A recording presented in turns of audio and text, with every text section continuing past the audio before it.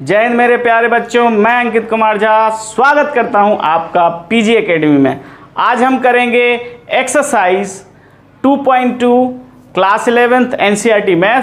तो चलिए स्टार्ट करते हैं। हाँ, एक चीज़ और, इसमें हम लास्ट में आरबी त्रिपाठी के कुछ एक्स्ट्रा क्वेश्चन ले लेंगे, ठीक है। तो चलिए स्टार्ट करते हैं। तो आइए करते हैं क्वेश्चन नंबर 5। इसमें क्या दिया है, एक सेट है ए जिसमें 1 2 3 4 और 6 एलिमेंट हैं। अब इसी से ये रिलेशन बनाया जा रहा है। रिलेशन क्या कह रहा है? रिलेशन कह रहा है कि रिलेशन के ऑर्डर्ड पेयर मतलब कि क्रमिक युग्म जो लिए गए हैं ए बी, ए की जगह इनमें से कोई सा भी हो सकता है, बी की जगह भी इनमें से कोई सा भी हो सकता है, और ए और बी, ए बी को और बी ए को विभाजित कर सकता है। मतलब ऐसी संख्याएं ए और बी ऐसी होना चाहिए जो एक दूसरे को डिवाइड कर सकें पूरी तरीके से, ठीक है। तो ये तो है आपकी सेट बिल्डर फॉर्म। अब लिखते हैं रोस्टर फॉर्म। समुच्चय निर्माण से हमें रोस्टर विधि के रोस्टर फॉर्म में लिखना है। तो कैसे लिखेंगे इसको? ऐसी नंबर और वो नंबर इसी से लेना है दोनों, तो सेम टू सेम एक दूसरे को डिवाइड कर सकती है, याद रखना। पहली दूसरे को कर दे और दूसरी पहले को, तो वो सेम टू सेम होंगी, ठीक है। 2,2 3,3 4,4 और 6,6 ये जो है ना ऑर्डर्ड पेयर इससे लिए जाएंगे जो एक दूसरे को डिवाइड कर पाएंगे, ठीक है। देखो आप, ए बी को और बी ए को, ए बी को दो को और दूसरा दो पहले दो को, ऐसे ही ए बी को बी ए को, ए बी को बी ए को, ए बी को बी ए को। अब ऐसा और कोई जोड़ा बन ही नहीं रहा है जो एक दूसरे को डिवाइड कर सके, तो हम क्या लिख देंगे यहाँ पर? अब क्वेश्चन पूछ रहा है इससे जो रिलेशन बन रहा है इसका प्रांत पता करो और परिसर। तो क्या लिख देंगे? आर का प्रांत। पहले तो देखो, पहला क्वेश्चन ये हो गया, पहले का आंसर हो गया, ठीक है। बोल रहा था रोस्टर रूप में लिखो, तो रोस्टर रूप में लिख दिया। दूसरा, आर का प्रांत पता करो, तो आर का प्रांत क्या लिख देंगे? प्रांत मतलब जो रिलेशन में एलिमेंट डाले गए हैं, जो ए होता है वो ए मतलब फर्स्ट एलिमेंट ऑर्डर्ड पेयर के क्रमित युग्म के पहले अवयव ही क्या कहलाते हैं? आपके प्रांत, ठीक है। तो यहाँ पर क्या लिख देंगे? प्रांत हो जाएगा आपका 1 2 3 4 और 6, ठीक है। और परिसर होता है, यानी रेंज होती है दूसरे आर के दूसरे एलिमेंट जो होते हैं वो होती है रेंज। तो यहाँ पर लिख देंगे तीसरा, आर का परिसर यानी रेंज ऑफ रिलेशन क्या होगी? दूसरा 1 2 3 4 एंड 6 बोथ आर सेम, दोनों ही एक जैसे हैं। यही आपका आंसर होगा। छठवां क्वेश्चन देखते हैं। छठवें में बस रिलेशन दिया है और बोल रहा है कि आप x कहाँ से ले सकते हो, ठीक है। बाजू में ही लिखा है, ठीक है। बोल रहा है कि x a है और b क्या है? ये पूरा पहला एलिमेंट है ऑर्डर्ड पेयर का, ये पूरा दूसरा एलिमेंट है, ठीक है। तो पहले एलिमेंट में x है, दूसरे एलिमेंट में x+5 है। तो कैसे? और x कहाँ से लेना है आपको? सच दैट, ये सच दैट का साइन होता है। x कहाँ से लेना है आपको? ये वाले सेट से, ठीक है। चलिए बनाते हैं रिलेशन। हम सबसे पहले रखते हैं x की जगह 0, ठीक है। तो 0 रखेंगे तो 0+5 यानी 5 हो जाएगा। पहला ऑर्डर पेयर ये बन गया। हम अब रखते हैं x की जगह क्या? x की जगह 1, ठीक है।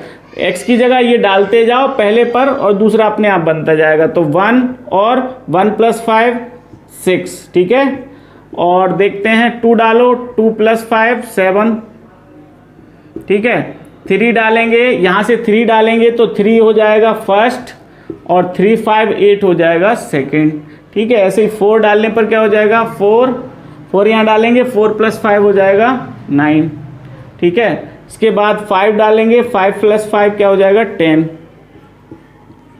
ये आपका क्या हो जाएगा? रिलेशन। अब वो पूछ रहा है प्रांत और परिसर। तो प्रांत क्या हो जाएगा इसका? फर्स्ट एलिमेंट, जितने फर्स्ट एलिमेंट हैं वो आपका क्या हो जाएगा?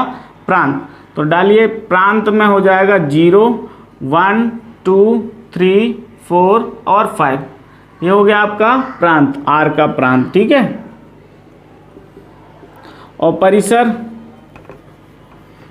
परिसर यानी कि रेंज हो जाएगी दूसरे एलिमेंट 5 6 7 8 9 10, 5 6 7 8 9 और 10। दिस इज योर रेंज, ठीक है। अब देखते हैं क्वेश्चन नंबर 7। इसमें देखो ऑर्डर्ड पेयर में पहला है A आपका x है और B है आपका x², और बोल रहा है कि x जो लिया जाएगा वो 10 से कम एक अभाज्य संख्या। तो चलो थोड़ा सा यहाँ पिछले बार जैसा यानी क्वेश्चन नंबर 6 जैसा इसको बनाए देते हैं। कैसे? x, x², तो आपको और अच्छे समझ में आ जाएगा। देखो x बिलोंग्स टू मतलब x जो एलिमेंट्स लिया जाएगा वो कहाँ से, ये कंडीशन दे रहा है 10 से कम एक अभाज्य संख्या। तो 10 से कम अभाज्य संख्या कौन कौन सी होती है? एक अभाज्य नहीं होती है ना, एक ना तो भाज्य होती ना अभाज्य। पहली अभाज्य क्या होती है? 2, फिर 3, 10 से कम है ना, चले जाओ बढ़ते जाओ। फिर इसके बाद 5 है जो किसी से नहीं कटती, फिर इसके बाद 7 है, फिर इसके बाद नहीं है। तो इतनी ही आपकी क्या है? 10 से कम अभाज्य संख्याएं हैं, ठीक है। तो चलिए अब हम इनमें से ही यहाँ पर वैल्यू पुट करते हैं, ठीक है। तो भैया पहले रखो 2 रखेंगे तो 2 का स्क्वायर 4 हो जाएगा, और 3 रखेंगे तो 3 का स्क्वायर 9 हो जाएगा, ठीक है। और 5 रखेंगे तो 5 का स्क्वायर 25 हो जाएगा। और ये 7 रखेंगे तो 7 का स्क्वायर कितना हो जाएगा? 49। ये तो बन गया रिलेशन, संबंध बन गया। अब क्वेश्चन क्या इसमें रोस्टर रूप में लिखिए, बस इसके अलावा कुछ भी नहीं पूछ रहा है। अगर आप चाहो तो इसमें प्रांत लिख सकते हो और परिसर भी लिख सकते हो, ठीक है। तो आइए करते हैं क्वेश्चन नंबर 8। बहुत ही मज़ेदार क्वेश्चन है। इसमें क्या पूछा है कि इन दोनों से कितने संबंध बन सकते हैं, उनकी संख्या बताओ। तो हमने इसको पढ़ा था कि कैसे निकालते हैं उनकी संख्या, संबंधों की संख्या। तो सबसे पहले आपको Na और Nb निकालना होगा, मतलब इसमें ऑर्डर्ड पेयर कितने बन रहे हैं वो निकाल लो पहले, ठीक है। अगर आप वैसे करना, 2 तरीके हैं। देखो पहले मैं आपको बताता हूँ Na कितना है हमारे पास 3, और Nb कितना है हमारे पास 2, ठीक है। N मतलब number of set A, number of set A। Set A में कितने एलिमेंट हैं उनकी number of set B element, इसमें कितने हैं? 2, वो 2 लिख दिए, ठीक है। अब ये ordered pair, number of ordered pair का कैसे निकालते हैं, या डायरेक्ट रिलेशन निकाल रहा हूँ। नंबर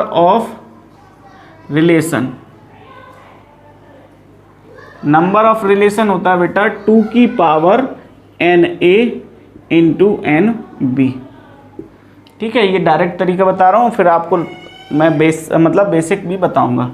2 की पावर Na कितना है 3 इंटू Nb कितना है 2, कितना हो गया 2 की पावर 6, यानी 2 की पावर 6 का मतलब हो गया 64। इतने रिलेशन इन दोनों सेटों से बन सकते हैं, ठीक है। अब ये तो हो गया अपना करने का तरीका, मतलब Na निकालो, Nb निकालो और 2 की पावर Na इंटू Nb कर दो। अब पहले ऑर्डर्ड पेयर बना लो, है ना। A B से A क्रॉस B, A और B से मतलब पहले क्या करना पड़ेगा अपने लिए? A क्रॉस B, ठीक है।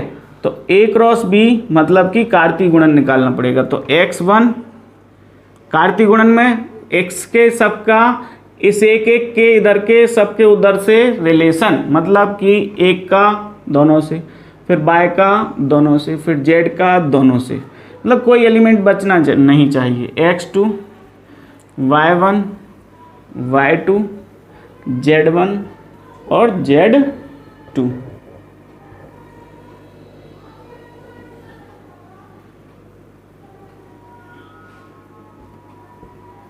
ठीक है। अब देखते हैं हम इसमें ऑर्डर्ड पेयर कितने बने हैं। आप देखो number of ordered pair in A cross B कितना है? 1 2 3 4 5 6, देखो 6, ठीक है 6 बना। अब यहाँ से नंबर ऑफ रिलेशन निकाल लो।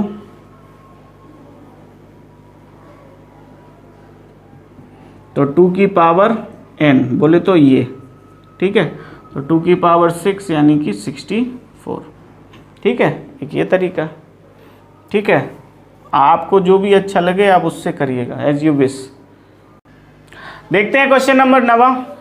क्वेश्चन नंबर 9 में बोल रहा है कि z एक पूर्णांकों का समुच्चय है, मतलब कि a set of integer numbers. मतलब z को कैसे बताया जाता है, पूर्णांकों के समुच्चय होता है z, मतलब पूर्णांक होती हैं, ठीक है। फिर इसी से एक रिलेशन बनाया जा रहा है a कॉमा b, मतलब ऑर्डर्ड पेयर ए बी हैं, और ए बी दोनों कहाँ से लिए जा रहे हैं, इंटीजर से। बोल रहा है a माइनस बी करो और पूर्णांक हो, मतलब इन दोनों का घटाना भी पूर्णांक आए।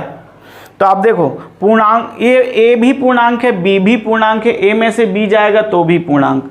तो पूर्णांकों का घटाना हमेशा पूर्णांक ही तो मिलता है। तो जो ये मिलेगा वो क्या मिलेगा, पूर्णांक ही मिलेगा। क्या मिलेगा, यहाँ पर जो भी रखोगे आप, जो भी रखोगे तो वो पूर्णांक ही होंगे।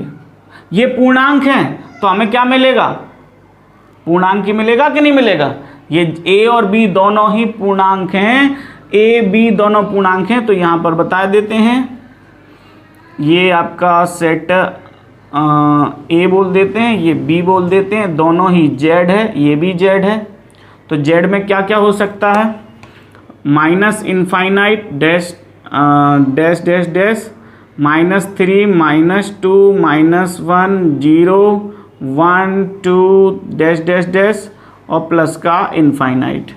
यहाँ देखें minus infinite dash dash dash, -3 -2 -1 0 1 2 dash dash dash, plus का इनफाइनाइट। तो अब ये बताओ a और b कोई से भी पूर्णांक हो सकते हैं, ठीक है। मान लो मैंने ले लिया -3 और -3, ठीक है। तो -3 में से अगर घटाना करें, a मान लो ले लिया -3 और b ले लिया मैंने -3, ठीक है। या और कुछ ले लो, चलो और कुछ लेते हैं, ठीक है। सॉरी ये एरो अभी बाद में बनाएंगे। a ले लिया मैंने -3 और b ले लिया -2, ठीक है। सेम भी ले सकते हैं दोनों, कोई दिक्कत नहीं। a हो गया -3, b हो गया -2।